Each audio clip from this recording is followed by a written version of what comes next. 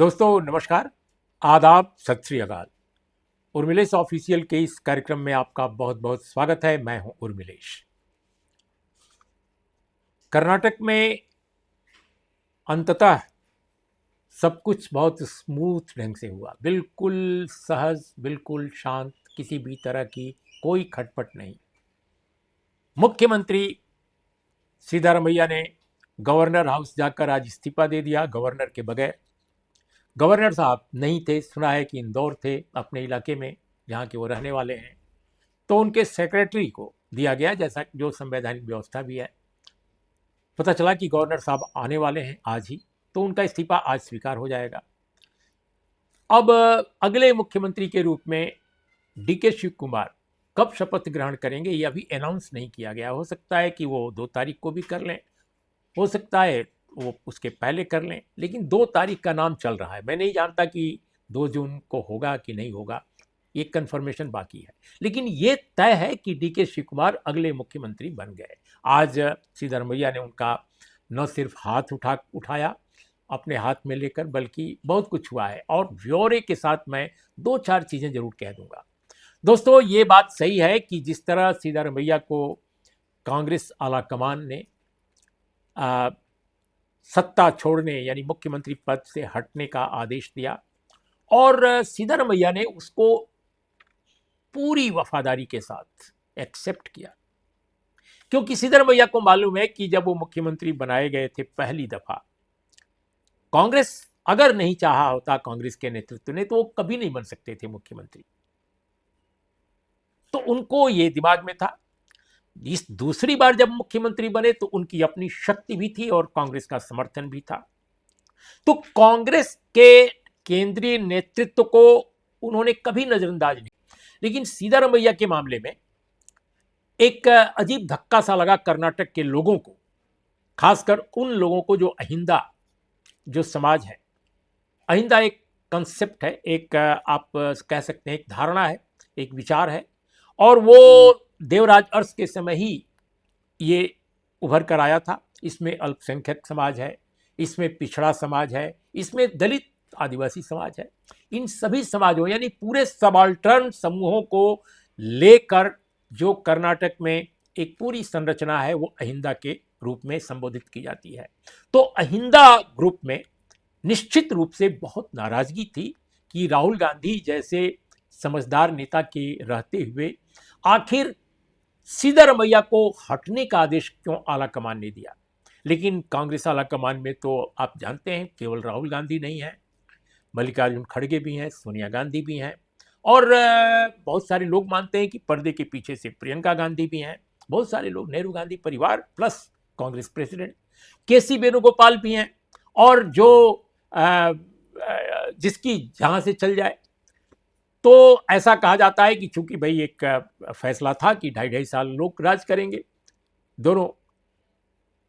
अब वो क्यों और कैसे था इसके बारे में तो किसी को भी नहीं मालूम। कांग्रेस ने कभी अनाउंस नहीं किया, कांग्रेस ने लिखित रूप से कोई दस्तावेज नहीं रखा, लेकिन था ऐसा माना जाता है।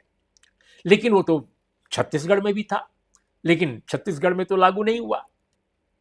कई स्टेट्स में ऐसा रहा है, कभी छत्तीसगढ़ में नहीं लागू हुआ। जब भूपेश बघेल और टी.एस. सिंहदेव के बीच में ये काफी विवाद हुआ, काफी झगड़ा हुआ, लेकिन अंत तक राहुल गांधी ने भूपेश बघेल का साथ दिया।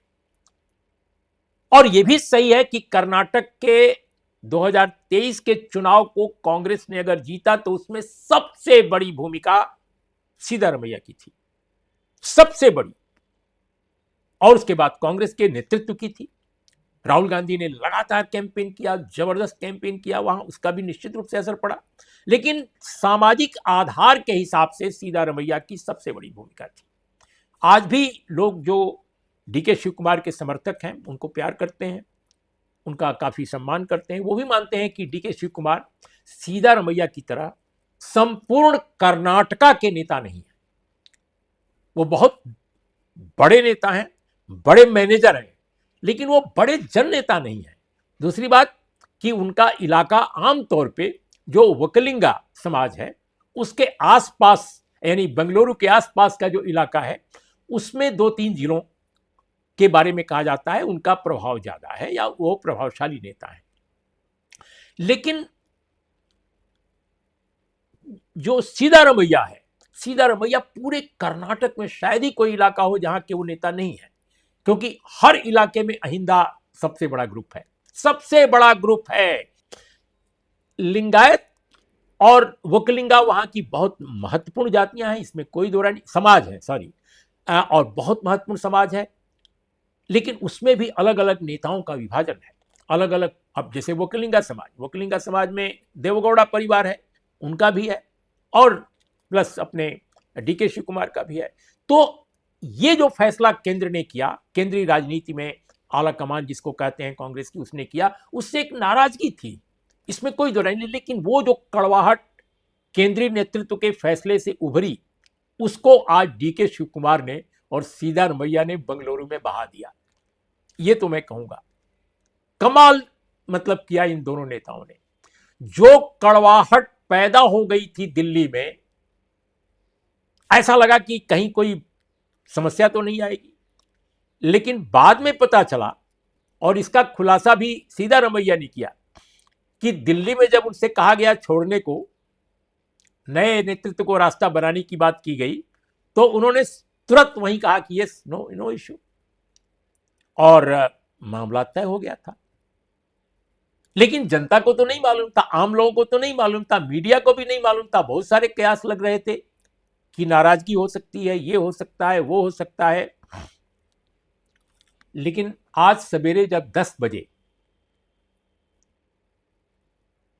मुख्यमंत्री के घर पे, यानी सिद्धारमैया के घर पे नाश्ते पर जब पूरे कैबिनेट की बैठक हुई, उसमें सिद्धारमैया के यहां जैसे ही गए डीके शिव कुमार, सारे मंत्रियों के सामने उन्होंने सिद्धारमैया का पैर छुआ। अब पैर छूना हो सकता है कुछ लोगों को नागवार गुजरता हो, मैं भी इस कल्चर को बहुत पसंद नहीं करता, लेकिन हमारे भारतीय समाज में, खासकर दक्षिण भारत में भी, उत्तर भारत में भी, सम्मान देने के लिए बुजुर्गों का लोग पैर छूते हैं, और राजनीति में इसके संदेश बड़े साफ हैं। तो उन्होंने बकायदे उनका पैर छुआ। जैसे ही वो नीचे झुके पैर छूने, उनको फिर उठा लिया सिद्धारमैया ने और गले लगा लिया। ये बड़प्पन है, ये सिद्धारमैया का बड़प्पन है। बीच बीच में हमेशा बयान देने वाले डीके शिव कुमार कि हमें मुख्यमंत्री बनना है क्योंकि आधा आधा तय हुआ था, इस तरह की बात करने वाले, तो कभी कटुता नहीं पाली उन्होंने सिद्धारमैया ने। जबकि एक पॉलिटिकल लीडर के तौर पे, एक मास लीडर के तौर पे जो स्टेटस और जो सम्मान सिद्धारमैया को है, मैं नहीं समझता कि कर्नाटक की राजनीति में देवराज अरस के बाद किसी को भी वैसा सम्मान मिला है। और वो आज भी सबूत है, आज का दिन भी सबूत है। जब आला कमान कांग्रेस का या किसी भी पार्टी का आला कमान जब किसी को मुख्यमंत्री के पद से निकालता है, हटाता है, तो मंत्री, विधायक, समर्थक सब धीरे धीरे भागते हैं। ये कांग्रेस में भी होता है, बीजेपी में भी होता है। कोई पसंद नहीं करता है कि उस नेता से आइडेंटिफाई अपने को करें जिसका सूरज डूब रहा है। उगते हुए सूरज को हर व्यक्ति सलाम करता है। तो डीके शिव कुमार उगता हुआ सूरज है, एमएलए के लिए, एमपी के लिए, मंत्री के लिए। लेकिन आज कर्नाटक में जो देखा गया वो चमत्कारिक था। सबको मालूम है कि सिद्धारमैया जा रहे हैं, डीके शिव कुमार आ रहे हैं, लेकिन सिद्धारमैया के लिए शहर से लेकर सड़क तक, मुख्यमंत्री निवास से लेकर राजभवन तक, चारों तरफ धूप में भी लोग थे। सड़क की बात छोड़ दीजिए, जो नेता हैं, जो एमएलए हैं, एमपी हैं और जो मंत्री हैं, जिनको अपना अपना इंटरेस्ट, पॉलिटिकल इंटरेस्ट भी देखना है कि किसको कैबिनेट में सीट मिल रही है, नहीं मिल रही है, इस बात की परवाह किए बगैर लोग सिद्धारमैया के साथ आत्मीय ढंग से उनके साथ दिखाई पड़ रहे थे। उनकी प्रशंसा, उनकी गरिमा, उनके ग्रेसफुल तौर तरीके, उनकी वैचारिकता, उनके पॉलिटिकल आइडियोलॉजिकल कमिटमेंट, उनके जनाधार, सब पर बोल रहे थे लोग खुलकर। और कुछ तो अचरज भी कर रहे थे कि क्यों ऐसा हुआ है। लेकिन जो हुआ हो सकता है कोई उसके अलग अलग कारण हो, राहुल गांधी के लिए अलग कारण हो, प्रियंका जी के लिए अलग कारण हो, सोनिया जी के लिए अलग कारण हो, खड़गे जी के लिए अलग कारण हो, केसी वेणुगोपाल के लिए अलग कारण हो। लेकिन जो भी कारण रहे हों, सिद्धारमैया ने कोई गिला शिकवा नहीं किया। उन्होंने फौरन 10 बजे की कैबिनेट बैठक के बाद, दोपहर के बाद गवर्नर हाउस जाकर इस्तीफा दे दिया और सभी कैबिनेट मंत्रियों को पहले ही बता दिया था कि हम क्या करने जा रहे हैं। डीके शिव कुमार का हाथ उठाया, बगल में परमेश्वर बैठे थे, जी परमेश्वर, जो कि गृह मंत्री हैं उनकी कैबिनेट में, उनके बहुत विश्वास पात्र हैं। तो परमेश्वर का हाथ एक तरफ और दूसरी तरफ डीके शिव कुमार का हाथ ऊपर उठाया और सारे लोगों ने एक दूसरे का हाथ उठा करके, और यूं कि हम एक हैं। ये जिंदा दिली ही नहीं, दरिया दिली भी है, वरना मायूस हो जाते हैं लोग मुख्यमंत्री पद से उठने के बाद। लेकिन एक आदमी जो पॉलिटिकल है, जो आइडियोलॉजिकल है, जो राजनीति को कॉमर्स नहीं मानता, जो राजनीति और बाजार में और कॉमर्स में फर्क करना जानता है, उसके लिए कमिटमेंट, उसके लिए वैल्यूज बड़े महत्वपूर्ण चीज है। और सिद्धारमैया उन लोगों में है जो कमिटमेंट के साथ पॉलिटिक्स में उतरे थे। अब ये जमात खत्म हो रही है। ये जो प्रजाति है, सचमुच ये प्रजाति भारत की राजनीति से गायब हो रही है। शायद चुनावी राजनीति में सिद्धारमैया उन गिने चुने लोगों में हैं जो उस प्रजाति के थे और उस प्रजाति के तौर पे सत्ता के शीर्ष से, एक राज्य की सत्ता के शीर्ष से उतर रहे हैं। तो ये खूबसूरती आज बेंगलुरु में दिखाई पड़ी। यूपी बिहार में ऐसी नहीं दिखती है, कहीं नहीं दिखती है, अधिकांश राज्यों में नहीं दिखती है। हाँ, कुछ राज्यों में दिख जाती है, साउथ के या उन राज्यों में जहाँ कोई आइडियोलॉजिकल या पॉलिटिकल ढंग की पार्टियां जो बहुत आइडियोलॉजी में यकीन करती हैं, वहां अगर कोई सत्ता परिवर्तन इस तरह का होता है तो, लेकिन वो भी काफी एक्सेप्शनल है, रेयरेस्ट ऑफ रेयर है। तो एक तो मैं ये बात करना चाहता था कि किस तरह से आज कर्नाटक में, उसकी राजधानी में, सिद्धारमैया का इस्तीफा और डीके शिव कुमार का मुख्यमंत्री बनने का ऐलान किसी केंद्रीय नेता को वहां नहीं करना पड़ा। आपको याद होगा जिस दिन ये सब मीटिंग हुई थी दिल्ली में, उस दिन भी खुलकर ऐलान नहीं किया गया कि मुख्यमंत्री जा रहे हैं, डीके शिव कुमार आ रहे हैं। ये सब सिद्धारमैया ने तरीके से किया और कराया। वहां तो गए थे श्रीमान, क्या नाम है उनका, हरियाणा के जो नेता हैं, जो इंचार्ज हैं कर्नाटक के, सुरजेवाला साहब, रणदीप सिंह सुरजेवाला, कल पहुंच चुके थे वहां। कोशिश में थे कि वो प्रेस कॉन्फ्रेंस करके ऐलान करेंगे, ये करेंगे, वो करें, लेकिन उनको वहां कोई पूछने वाला नहीं था। मैंने तो उनका चेहरा भी नहीं देखा किसी प्रेस कॉन्फ्रेंस में, किसी मीटिंग में, कि कहीं नहीं दिखा आज। कल वो दिखे थे एयरपोर्ट से उतरने के बाद, कुछ बाइट वगैरह दे रहे थे।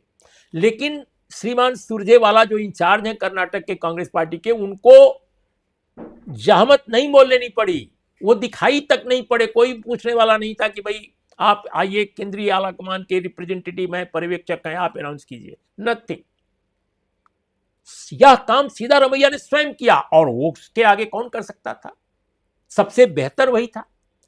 दूसरे स्टेट का चीफ मिनिस्टर जिसको हटाया जाना होता है, वो तो बिल्कुल कोप भवन में चला जाता है। लेकिन सिद्धारमैया क्या शानदार ढंग से बात कर रहे हैं, सबसे मुस्कुरा रहे हैं, हंस रहे हैं, यहां तक कि प्रेस वालों के साथ भी थोड़ा मुस्कुराते हुए कोई सवाल पर कुछ बोल रहे हैं।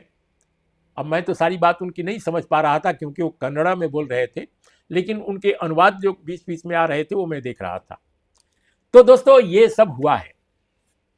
तो ये बहुत बड़ी घटना है कांग्रेस की हिस्ट्री में, और खासकर कर्नाटक की हिस्ट्री में।